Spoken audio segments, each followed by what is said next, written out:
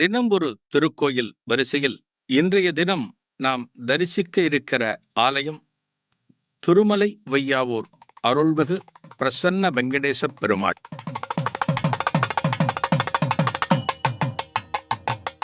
மலை என்று சொன்னாலே புனிதம்தான். அதனுள் எத்தனையோ அதிசயங்கள், அற்புதங்கள். தவிர மலை உச்சியில் ஆலயங்களும் அமைந்து அருள் புரிவதுண்டு. பெரும்பாலும் மலைகளில் குமரக் கடவுளும் கோவிந்தனும் தான் குடியிருப்பார்கள்.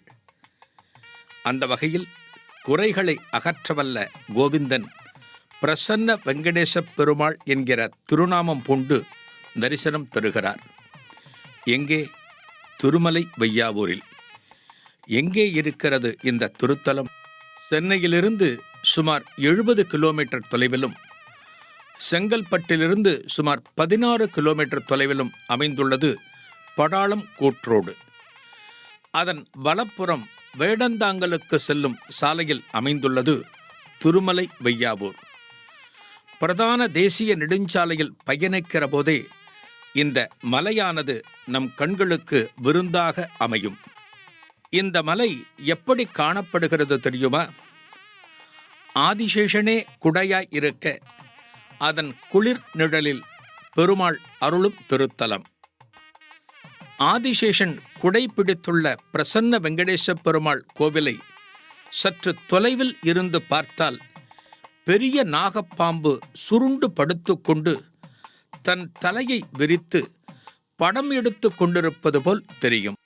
மலை வையாவூர் என்பது இந்த திருத்தலத்தின் பெயர்.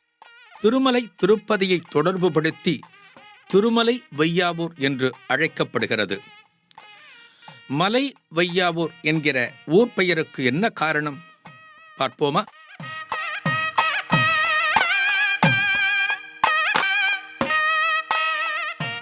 ராமராவண யுத்தத்தில் மயங்கி விழுந்த லட்சுமணன் மற்றும் வானர சேனைகளை குணப்படுத்த அனுமன் சஞ்சீவி மலையை பெயர்த்து எடுத்து கொண்டு வந்தான், தெரியுமல்லவா?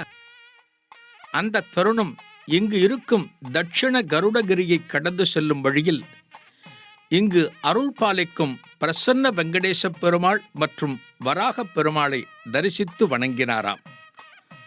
அவ்வாறு வணங்குகிற போது தன் கையில் இருந்த சஞ்சீவி மலையை கீழே வைக்காமல் தனது வலது கையில் இருந்து இடது கைக்கு மாற்றியுள்ளார் அனுமன். இப்படி மலையை கீழே வைக்காமல் கரம் மாற்றிய ஊர் என்பதால் இது மலை வையாவூர் எனப்பட்டது. பின்னாட்களில் திருமலை வையாவூர் என்று ஆனது.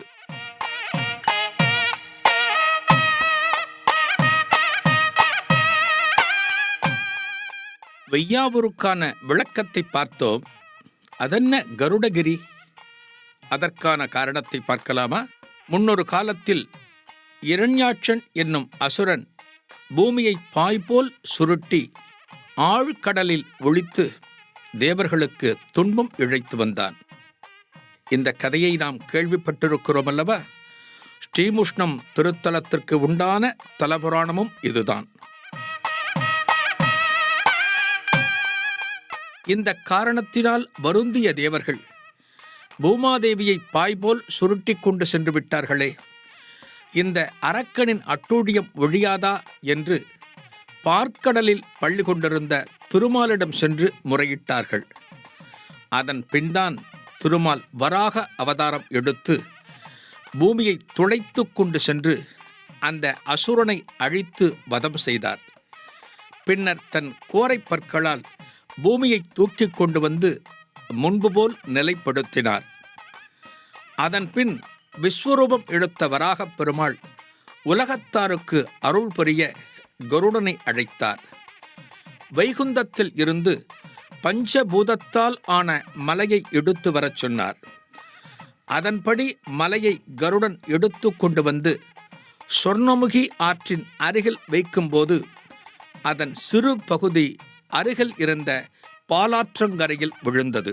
இப்படி சொர்ணமுகி ஆற்றின் அருகில் வைக்கப்பட்ட மலைதான் கருடகிரி என்கிற திருமலை என்றும், பாலாற்றங்கரையில் விழுந்த பகுதிதான் தட்சண கருடகிரி என்கிற திருமலை வையாவூர் என்றும் அழைக்கப்படுகிறது.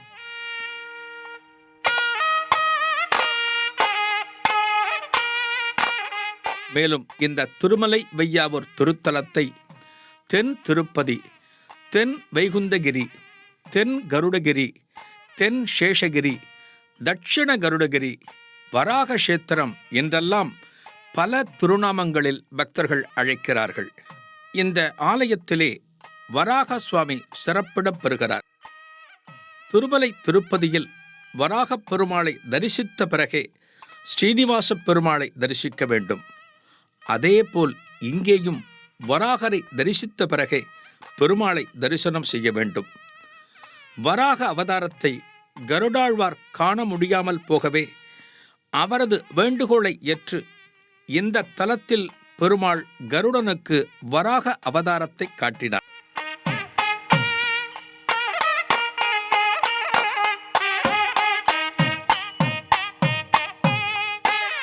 இங்கு வராகர் தனது வலது காலை ஆதிசேஷனின் வால் மீதும் இடது காலை ஆதிசேஷனின் தலையின் மீதும் வைத்து லட்சுமி தேவியை மடியில் அணைத்தபடி தரிசனம் தருகிறார். இவர் சன்னதி தனியாக கொடிமரத்துடன் காணப்படுகிறது. இவருக்கே இங்கு முதலில் விசேஷ காலங்களில் கொடியேற்றமும் முதல் தீபாராதனையும் நடைபெறுகிறது.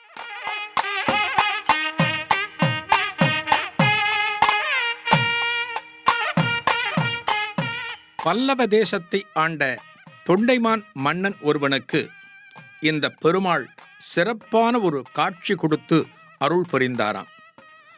தனது அத்யுதமான பக்தர்களுக்கு தெய்வங்கள் சிறப்பு திருக்காட்சிகள் கொடுப்பது வழக்கம். இந்த மன்னனுக்கு எப்படிப்பட்ட திருக்காட்சி தெரியுமா? திருமலை வெங்கடேச பெருமாள் மீது அளவு கடந்த பக்தி கொண்டிருந்தான் மன்னன் அபராஜிதவர்ம தொண்டைமான். அவனது ஆட்சியில் ஒருமுறை போர் சூழல் உருவானது. போர் என்றாலே இருபக்கமும் சேதம் உருவாகும். அதனால் எண்ணற்ற இழப்புகள். போர் சூழல் உருவாவதைக் கண்டு இந்த மன்னன் திக்குமுக்காடி போனான். செய்வதறியாது குழம்பிய மன்னனின் நிலை கண்டு திருமால் தன் பக்தனின் நாட்டையும் மக்களையும் காப்பாற்ற எண்ணினார். ஒரு நாட்டை ஆள்பவன் அரசன் என்றாலுமே அவனுக்கும் மேலே இருக்கக்கூடிய அரசன் நாம் வணங்குகிற தெய்வங்கள் என்பது இதன் மூலம் புரிந்து கொள்ளலாம். அதனால்தான் மதுரை மாநகரத்தில் மீனாட்சியை அரசி என்று இன்றைக்கும் சொல்லி வருகிறார்கள். மன்னனை காப்பாற்றவும் மக்களை காப்பாற்றவும் பெருமாள் என்ன செய்தார் தெரியுமா? சங்கு மற்றும் சக்கரம் கொண்டு எதிரிகளை துவம்சம் செய்தார். இதனால் மனம் மகிழ்ந்த தொண்டைமான் திருமலையிலும் திருமலை வையாவூரிலும் அழகான திருக்கோயில்களை கட்டுவித்தான்.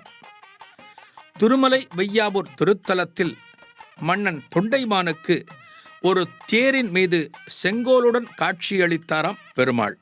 இந்த திருக்காட்சியை நினைவுபடுத்தும் விதமாக, உறுதிப்படுத்தும் விதமாக மலையின் மீதுள்ள பாறைகளில் தேர் சக்கரங்கள் மற்றும் குதிரையின் கால் குளம்புகள் இன்றைக்கும் காணப்படுகின்றன.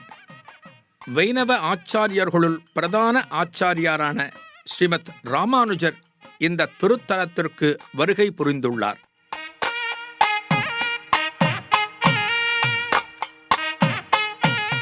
திருமலை வையாவூர் திருத்தலத்திற்கு வந்த ராமானுஜர் சிறிது காலம் இந்த திருத்தலத்திலேயே வாசம் புரிந்தார். திருவைகுந்தகிரி என்ற திருப்பெயரையும் அவரே இட்டார். இந்த பெருமாளை நித்தமும் வணங்கினார். இந்த ஆலயத்திலே எழுந்தருளியுள்ள அனுமன் ஜெயவீர ஆஞ்சநேயராக காட்சியளிக்கிறார். நர்தன அவதாரம் எடுத்திருக்கின்ற கோலத்தில் ஆஞ்சநேயர் நமக்கெல்லாம் தரிசனம் தருகிறார். பொதுவாக ஆஞ்சநேயர் என்றாலே சிறந்த வரப்பிரசாதி. அதுபோலவே இந்த ஆலயத்திலும் ஆஞ்சநேயர் இன்னருள் பலவற்றை வழங்குபவராக நமக்கு தரிசனம் தருகிறார். இந்த கோயிலின் ஆஞ்சநேயரை வேண்டுபவர்கள் தங்கள் எண்ணங்களை, பிரார்த்தனைகளை ஒரு வெள்ளைத்தாளில் எழுதி அதன் மீது மட்டையுடன் கூடிய தேங்காயை வைத்து மஞ்சள் துணியில் முடிந்து அனுமனின் பாதத்தில் வைத்து வணங்குகின்றனர். பின்னர் அதை கோயிலில் அதற்கெனவே இருக்கும் கொம்பில் கட்டிவிட்டு சென்றால் 48 நாட்களுக்குள் அவர்களது பிரார்த்தனை எண்ணம் நிறைவேறுகிறது. இது தொன்று தொட்ட காலம் முதல் இருந்து வரும் நம்பிக்கை.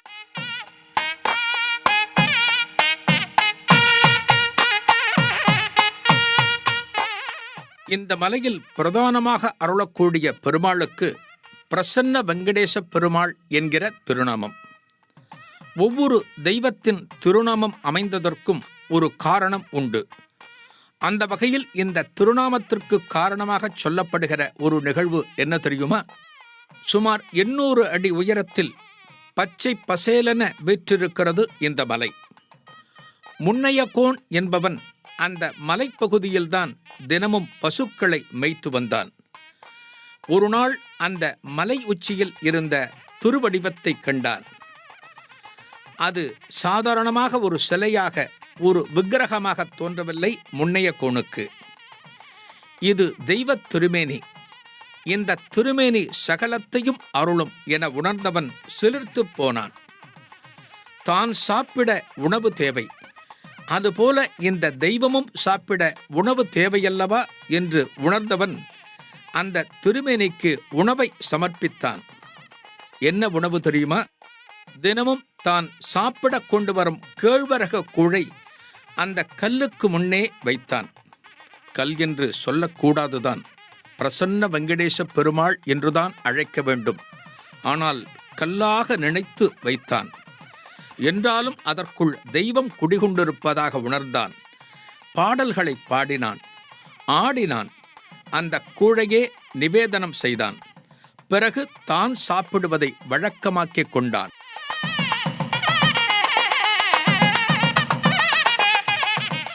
முன்னையகோனின் பக்தியில் மகிழ்ந்த திருமால் ஒரு நாள் அவனுக்கு காட்சி தர விரும்பினார். அந்தணர் வேடத்துடன் அவன் எதிரே தோன்றினார். அந்த நேரத்தில் கேழ்வரகு கூழை நிவேதனமாக பெருமாள் திருவடிவத்திற்கு முன்னால் வைத்திருந்தான் முன்னையகோன். இந்த கேழ்வரகு கூழை வந்த அந்தணர் பார்த்தார், அதிர்ச்சியானார். முன்னையகோனை பார்த்து, யாதவ குலத்தில் பிறந்தவன் நீ, பகவானுக்கு பால் நிவேதனம் செய்யாமல் கேழ்வரகு கூழை வைத்து நிவேதனம் செய்கிறாயே, என்றாலும் பக்தியுடன் எது கொடுத்தாலும் இறைவன் ஏற்றுக்கொள்வார் என்று சொல்லியிருக்கிறார் அந்தணர்.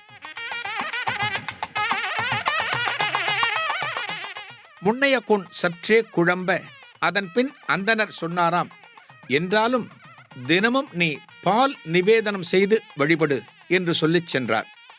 அன்று முதல் இந்த முன்னையகோன் கேழ்வரகு கூழுக்கு பதிலாக பாலை வைத்து நிவேதனம் செய்து வழிபாடுகளை செய்யத் துவங்கினான்.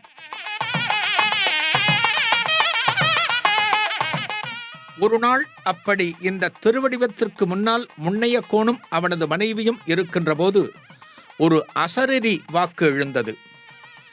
அந்த வாக்கானது, இந்த கல் இனி ஸ்ரீ பிரசன்ன வெங்கடேச பெருமாள் என்கிற நாமத்துடன் எல்லோரும் போற்றி வணங்கும் வகையில் திகழப்போகிறது என்று ஒலித்தது. அடுத்த கணமே அதுவரை அங்கே காணப்பட்ட அந்த கல் விக்கிரகம் மிகுந்த பிரகாசத்துடன், மிகுந்த பொலிவுடன் முன்னையகோனுக்கும் அவனது மனைவிக்கும் திருக்காட்சி தந்தது.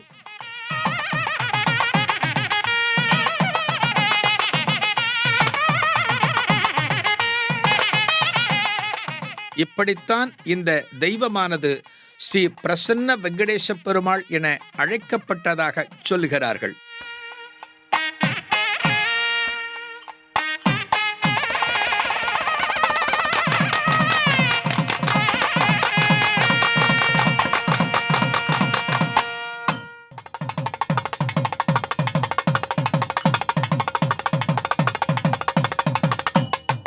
திருமலை வையாவூர் அருள்மிகு பிரசன்ன வெங்கடேச பெருமாள். இந்த ஆலயத்திலே ஏராளமான திருச்சன்னதிகள், ஆண்டாள், ஸ்ரீமத் ராமானுஜர், சுதர்சனர், நரசிம்மர், கோதண்டராமர் சீதா லக்ஷ்மணனோடு ருக்மணி சத்யபாமா சமேதராக ஸ்ரீ வேணுகோபாலன் என்று திரளான திருமேனிகள் தரிசனம் தருகின்றன. ஆலயத்தின் பிரதான மூலவரான பிரசன்ன வெங்கடேச பெருமாள் நின்ற திருக்கோலம் தோளில் சாலக்கிராம மாலையும் அஷ்டலட்சுமி ஆரமும் ஸ்ரீ லட்சுமி ஆரமும் என தகதகிற திருமாலின் திருமேனியை பார்த்து கொண்டே இருக்கலாம். குறிப்பாக தசாவதார திருக்கோலங்கள் கொண்ட ஆபரணத்தை மாலையாகவும் ஒட்டியானமாகவும் அணிந்தபடி காட்சி தரும் அழகே அழகு. இதிலே சொல்ல வேண்டிய இன்னொரு விஷயம், கையில் செங்கோலுடன் தரிசனம் தருகிறார் இந்த பிரசன்ன வெங்கடேச பெருமாள்.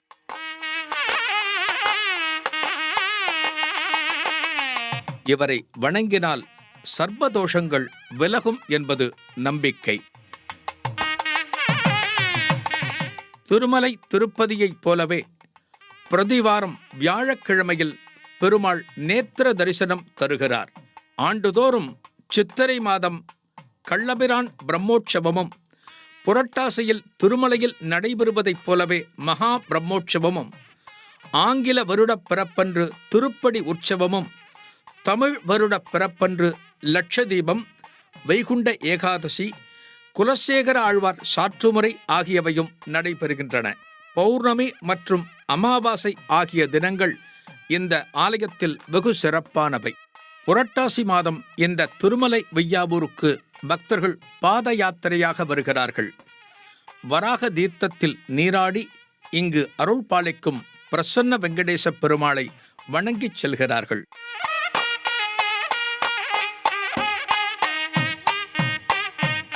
சனிக்கிழமையன்று வராக தீர்த்தத்தில் நீராடினால் பிரம்மஹத்தி தோஷம் நீங்கும்.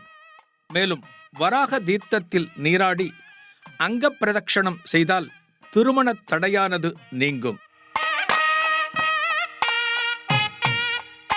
இந்த ஆலயத்திலே திருமணம் தொடர்பான பிரார்த்தனைகளும் குழந்தை பேறு தொடர்பான பிரார்த்தனைகளும் வெகு சுலபமாக நிவர்த்தியாகின்றன. தங்களது பிரார்த்தனைகள் நிறைவேறிய பின் இந்த பெருமாளுக்கும் தாயாருக்கும் காணிக்கைகளை வழங்கி ஆனந்தப்படுகிறார்கள் பக்தர்கள். இந்த ஆலயத்திலே துலாபார காணிக்கையும் வழக்கத்தில் இருக்கிறது. பெருமாளுக்கு காவலர்களாக உள்ள ஜெயன் மற்றும் விஜயன் ஆகியோர்கள் ஒருவர் தன் காதில் சிம்ம குண்டலமும் மற்றொருவர் தன் காதில் கஜ குண்டலமும் அணிந்துள்ளனர். இந்த அமைப்பு வித்தியாசமான ஒன்றாகும். ஆலயத்தின் பிரதான சந்நிதிக்கு மிக அருகே அலர்மேல் மங்கை தாயார் கோயில் கொண்டுள்ளார்.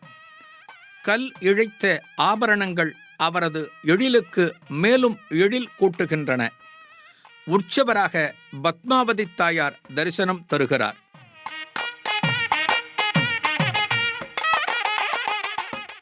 சுமார் 500 ஆண்டுகளுக்கு முன்பிருந்த விஜயநகர பேரரசர் ராஜா தோடர்மால் இந்த கோயிலை புதுப்பித்ததாக கல்வெட்டுகள் சொல்கின்றன. இந்த மலைக்கு சென்று பெருமாளை தரிசிக்க படிக்கட்டுகள் அமைந்திருக்கின்றன. வண்டிகள் செல்ல ஒரு மலைப்பாதையும் காணப்படுகிறது. மூர்த்தி, தலம், தீர்த்தம் ஆகிய மூன்றும் அமையப்பெற்ற அற்புதமான திருத்தலம் இது. பங்குனி உத்தர நன்னாளில் அலர்மேல் மங்கை தாயாருக்கு திருக்கல்யாண உற்சவம் சிறப்பாக நடைபெறுகிறது. அதுபோல் தனிச்சன்னதியில் காட்சி தரும் ஆண்டாளுக்கு ஆடிப்பூர நாளில் திருக்கல்யாணம் நடைபெறுகிறது. இதில் கலந்து கொண்டு திருக்கல்யாண காட்சியை தரிசித்தால் விரைவில் திருமண தடை அகலும், மாங்கல்ய பாக்கியம் கிடைக்கப் பெறுவர். சுக்கிரவாரம் எனப்படும் வெள்ளிக்கிழமை மற்றும் மாதந்தோறும் திருவோண நட்சத்திர நாளில் இங்கு வந்து தரிசிப்பது சகல ஐஸ்வர்யங்களையும் பெற்றுத்தரும். இந்த ஆலயத்தை தென் திருப்பதி என்றே அழைக்கின்றனர்.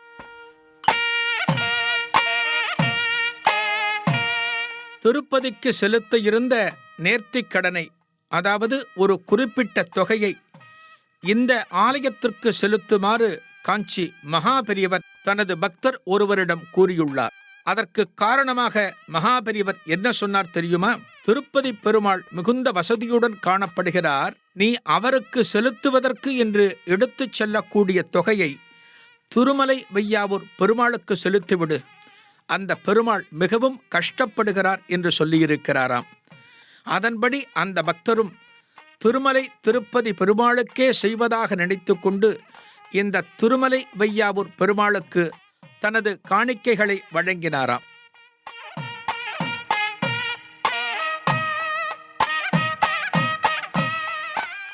மலைகளில் அமைந்த ஆலயங்கள் என்றாலே அழகுதான். அந்த அழகுக்கு அழகு சேர்ப்பது போல் வராகர், பிரசன்ன வெங்கடேச பெருமாள் என்று இன்ன பிற தெய்வங்களும் இங்கே சேர்ந்திருப்பது கூடுதல் அழகு. மலைமேல் குடிகொண்ட மாயவனை தரிசிப்போம். மலையாய் நம்முன் காணப்படும் துயரங்கள், கவலைகள், சோகங்கள் அனைத்தும் தவிடுபொடியாகட்டும்.